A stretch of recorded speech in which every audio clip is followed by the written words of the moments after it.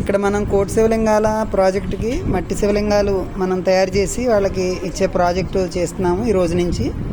So ఎవరికి ఎన్ని కుదిరితే అన్ని ఇక్కడ మనం శివలింగాలు చేయాలి.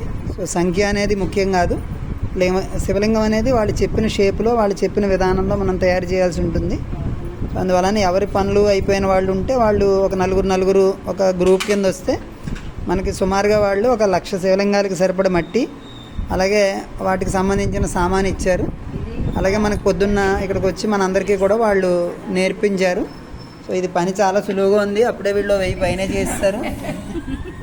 సో అందువలన ఏంటంటే చాలా ఈజీగా ఉంది. ఇందులో అత్యంత ఈజీ అయిన పని ఏంటంటే మట్టి పిసగడంట. అందువలన తప్పకుండా మరి చూసుకోండి, ఆ సేవ పుచ్చుకుంటే మరి చాలా ఈజీగా ఉందని అంటున్నారు మరి వీళ్ళు ఇప్పుడు దాకా ఉన్నవాళ్ళు. దాన్ని బట్టి చేయండి. సరే, ఆడాళ్లే కాదు మగాళ్ళు కూడా రావచ్చు అంటున్నారు. మరి దానివలన మరి చూసుకుని వాళ్ళు ఎన్ని చేశారు వీళ్ళు ఎన్ని చేశారు వాళ్ళతో తేలిపోవాలట. సో అని చేత మరి చూడండి, మరి అందరూ తప్పకుండా రండి.